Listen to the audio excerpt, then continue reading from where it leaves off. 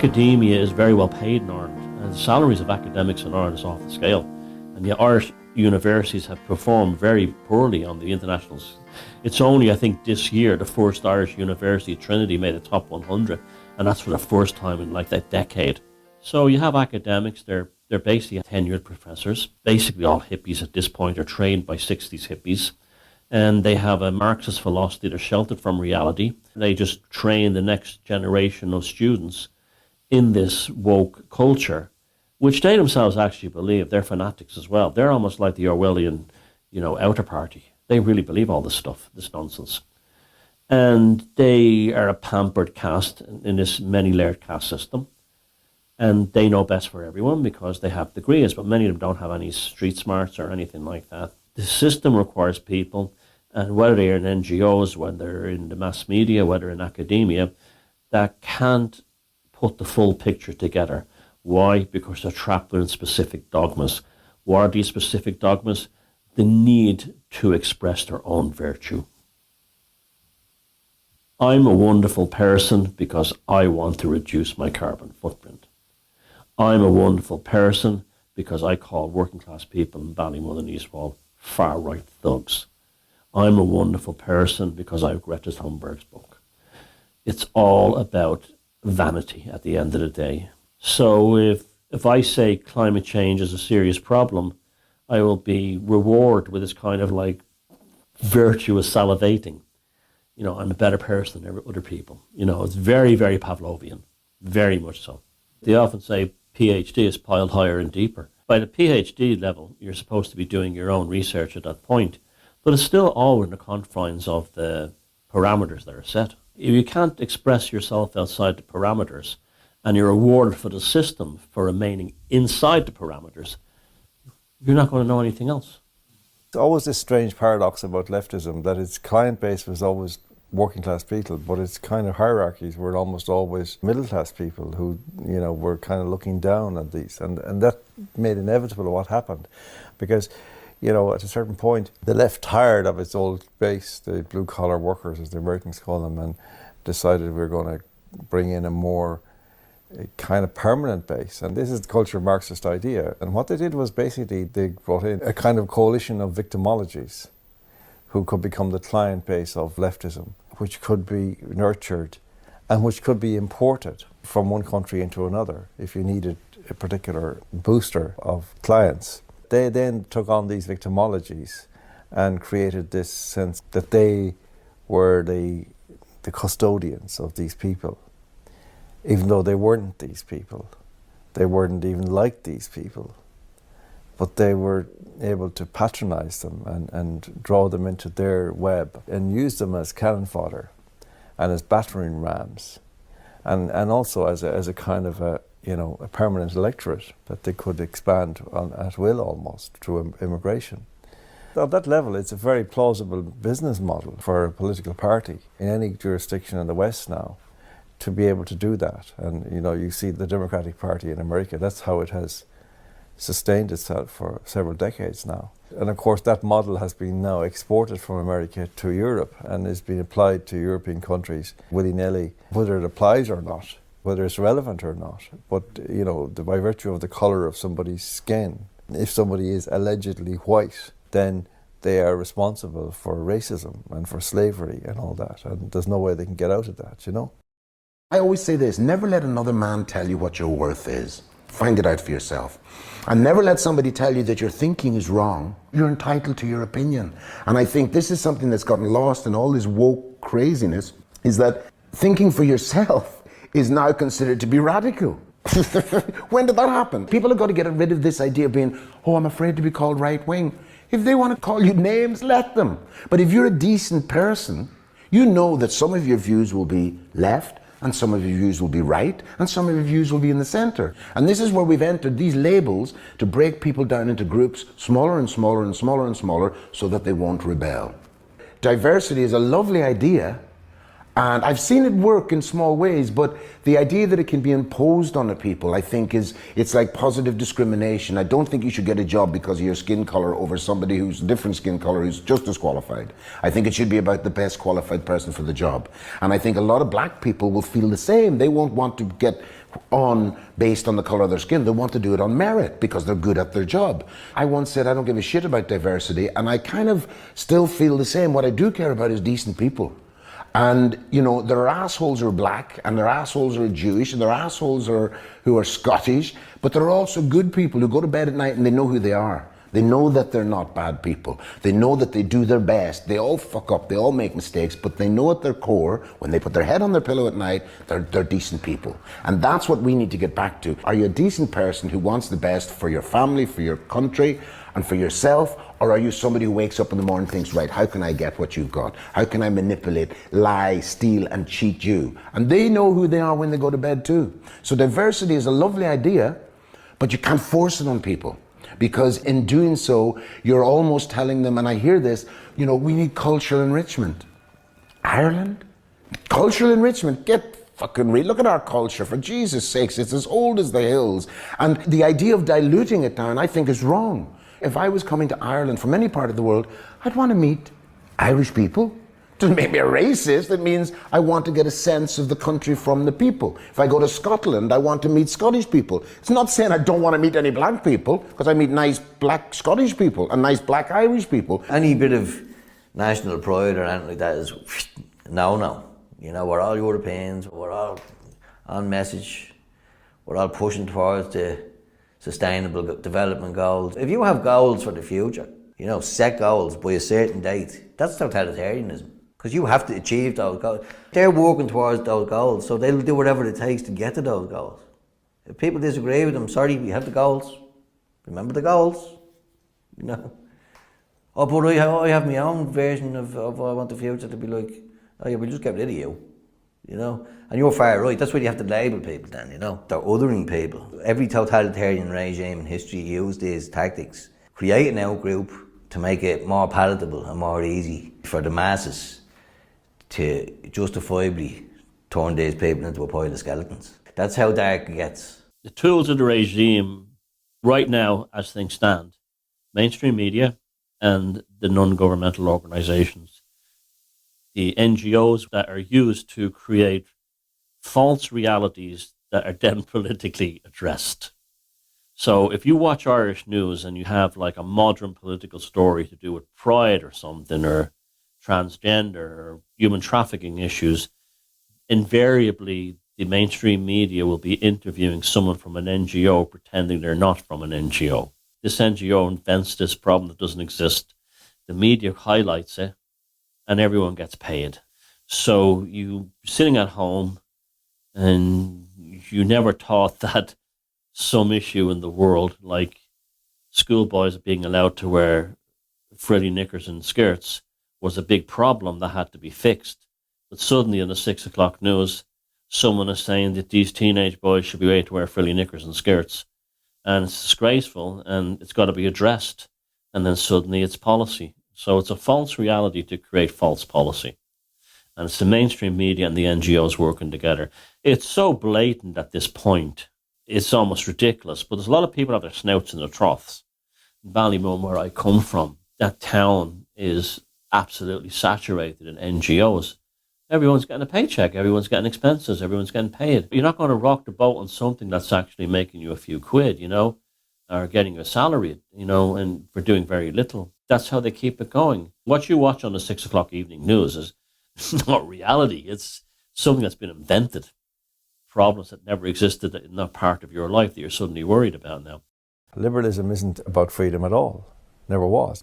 Fundamentally what it's about is changing the human race. It has a hatred of the human race. They invert everything. So now you see the opposite of family is promiscuity, hedonism, nihilism, drag queens with little children on their knees reading stories, abortion, trans, telling children that they can change their sex and it will be no cost. Telling children that actually they should be utterly happy. And if they're not, it's because they're in the wrong body. That is a crime. Because it's called life. You know, if you're not happy in your body, the chances are you're just not happy in your body. I mean, who is always happy in their body? You're just unhappy sometimes. You're miserable sometimes. You're sad sometimes. You're grief-stricken. You're angry. You're all these things. It's called life. Cultural Marxism does this, and it started doing it with feminism. where it's said to women, you see, you're ill at ease. You don't feel. Am I right? You're not feeling. You know. Yeah, that's right. Yeah. Well, that's men's fault. Okay. Now, you know, as a man, I say, okay, well, I don't feel so great at the moment either. Who do I blame for that? Can women be blamed? Oh, no. All right, okay. And then this went on. So women blame men, gays blame straights, you know, blacks blame whites or pasty-faced people. They're basically weaponized human nature and decided it's some kind of deformity and that you can cure it by becoming different. And that's essentially what liberalism became, changing humanity into anything. I realise now why we've venerated the sacred and created beautiful rituals, you know, like for weddings or family moments, the meal time, sitting down. You can see the way there's an inversion now. There's an attempt to invert all that we hold sacred and dear, all that creates a harmonious society. There's an attempt to break down law and order. You know, there's an attempt to break down the family, break down what it means to be a woman, you know, what it means to be a man. And that's all part of it. If you take any minority's sexuality, any minority's proclivities, any minority's interests, and you shove that continually in the face of the majority, what you get is pushback. Not because they're not nice people, not because they don't like gay people, because what the hell has this got to do with me? Why are my kids learning about this nonsense? You know, I look at kids sometimes and I laugh and I think, you just wait till you're paying your own rent and you'll see, you know, because they haven't a care in the world, they skip down the road. But that's what they are, they're children. They should be allowed to discover for themselves who they are, not have the government moving away from supposedly governing the country to governing the people. You know, I noticed a long time ago, the word government, if you take the T off at the end, it says govern man. And that's what we're seeing here, a controlling cabal who are saying, well, you need to be told how to behave. You know, this is what the church used to do. You need to be told what's right, what's wrong. The trouble is, if you farm out your morality to an outside source, they might not be as good as it says on the tin, and they might give you some very bad advice. If you're lucky enough to know the difference between right and wrong, then you're an independent thinking person. And when I see kids now with their heads full of this craziness about 22 genders, I'm like, where the hell is this coming from? And it's all coming from the same place. The 6 media companies who give all the information to the world, they are pushing this. And our politicians are standing by and watching it happening. They're not objecting. Even parents in some cases are like, what's going on here? And I think that you have to look at the source where these ideas are coming from and why. And for me, again, it comes down to he's gay, he's black, he's Irish, he's Jewish, he's Manchester United, he's a therapist, he's bipolar, he's bi-trans. And you're like, whoa.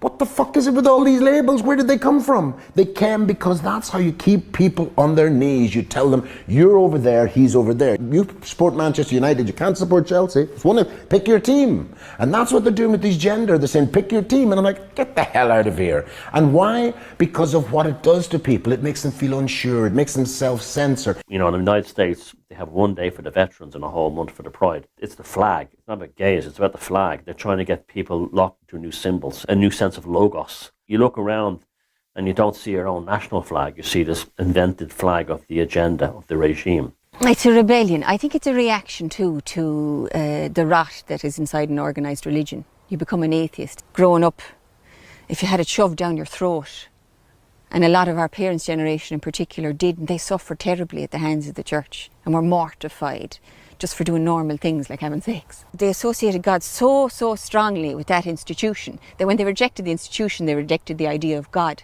And they were so angry and so hurt by that institution that they became so angry and so hurt at God and said, I don't believe in you, you bastard. And that's all very understandable, but it's a very superficial understanding of what God as a presence or as an energy or as the universal force that exists within all things is. It's very superficial like. And to associate it with institutional religion is just indicative of where you're at in your development. And I wouldn't have any judgment of those people because I did the same thing. I threw out the church. Have I know God? I had that thought. It happens to us. It's kind of part of the process. It's part of that spiritual journey. You associate God with a certain thing, but to associate God with anything is a limited spirituality, you know. Even if you're a very intelligent, rational person, the depth of your experience can be very shallow indeed. You can be very well educated, you can be very well read, like, but really not have a clue until you can take in this kind of holistic worldview. Because until you have some kind of comprehensive worldview and some holistic notion of all that's going on around you, you have a very partial perspective on everything. Every single thing they're involved in is an affront to natural law. And the universe functions exclusively on natural law and has a perfect accounting system that everything is brought back into balance and every account is settled at the end of closing. What they're doing will be addressed by natural law. The pendulum will always swing back. Now, people like us will have it better because we're already aware that this thing is so profane and in violation of natural law that it has no other choice to break. So we're already there. We're already on the other side. But it'll be an enormous shock to the average person. There is a thing called morphic resonance. It's basically that every aspect of the universe and cosmos is aware of the functioning of the rest. If there's a problem in one area, it will address it in another. Plato even suggested this in the Republic. He said, if you have overpopulation on Greek islands, what's going to happen is that they're not going to produce enough food to feed the island and they'll die off through starvation. That's a natural law. The climate thing is really indicative of, again, the left's hatred of humanity. And these are human beings. You know, they're standing up on their hind legs as human beings, and they're saying that human beings are a scourge on the planet. I'm presuming that they exclude themselves, because their malevolence is such that it can't possibly be self-directed. So they have this idea that somehow they can be morally excluded from the charge sheet. The human race needs to disappear into the planet, or maybe just disappear altogether in order to preserve the planet. Well then, who will say, well done, you know, that was a great achievement. You know, I remember the polar caps are melting. Oh my God, the polar caps are melting. What are we going to do? Look, there's a polar bear, his ice block is melting. I know, more taxes. Right, that got 7 years down the line. Oh, there's a hole in the ozone. Oh my God, there's a hole in the, what are we going to do? More taxes? Yeah, okay, more taxes. If the planet was really in peril, why not go and talk to the guys who are making the biggest pollution? Leave Mary Murphy at number 23 alone, and don't be telling her put your bottles in here and your bags in there because it's your fault, Mary. Now, if the world ends, it'll be because you didn't put your bottles in the right bin. And that's what I find is deeply insulting, is these guys who profess to be educated and knowledgeable about the atmosphere and about the climate, and yet they bring it down to that personal guilt level that they know the Irish are susceptible to. The current government learned a lot from the Catholic Church, and they learned how to manipulate Irish psyches into guilt and shame and fear. And that's how they controlled the Irish for years. These people have always wanted socialist Marxist control. The socialism was never about social equality. There was nothing more socialist in this earth than how the COVID vaccine was rolled out. That was straight out of Marx and Engels. The governments bought the vaccines from these corporations with the desire to distribute them as exclusive products. This is how it works within Marxist philosophy. And this is why the big corporations love it. We're the only game in town, or maybe 2 or 3 companies. You know, I mean, business flourished behind the Iron Curtain. It was just that not anyone could start a business. You know, that kind of thing. They would say a need, and they say, well, what don't we have? Well, we don't have a company that makes garage doors. Okay, you're now a garage door company, and it's the only one to supply. One of the reasons they won World War II is because they had tank factories that had 40,000 people working in them. And they were appalling conditions. Even the Third Reich was shocked by the level of how badly workers were treated in Soviet factories. But they got the job done. And they had no choice. Get on the train, comrade, or you get shot.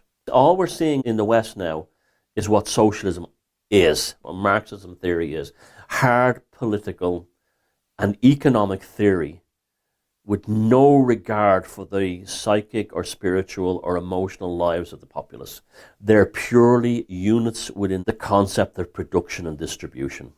That's it. These leftists who were followers of Karl Marx, fine, yeah, okay, and working man and equality and egalitarianism and so on. But in the last 25 or 30 years, all the wealth and power has begun rising to the top.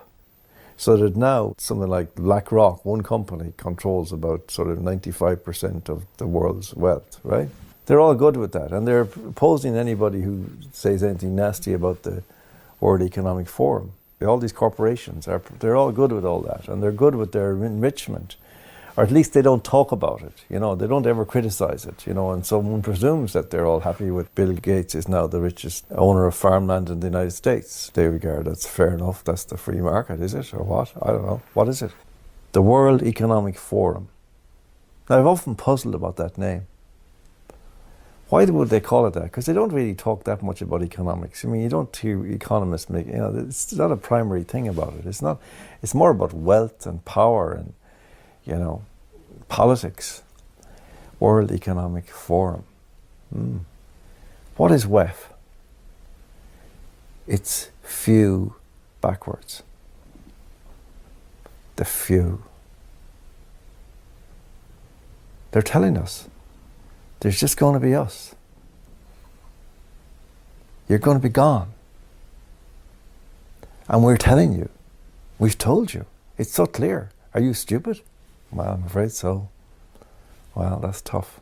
You'll own nothing and be happy until one day when we think, why are we still subsidizing all these useless people all around? Do we, like, wouldn't the world be much better off without them? Wouldn't they be happier if they weren't here? I mean, they don't look all that happy. We tried to make them happy. We promised them happiness, but they just couldn't embrace it. Too disgruntled, you know, all the time protesting about this and that, you know. They just couldn't accept. Maybe we just have to rethink the whole thing. When man abolishes God, it never happens that all men become gods. Only a few men become gods. But that's who they are. They want to become gods. And they want us to go to hell. And they're going to build that hell for us just in case the real one doesn't exist.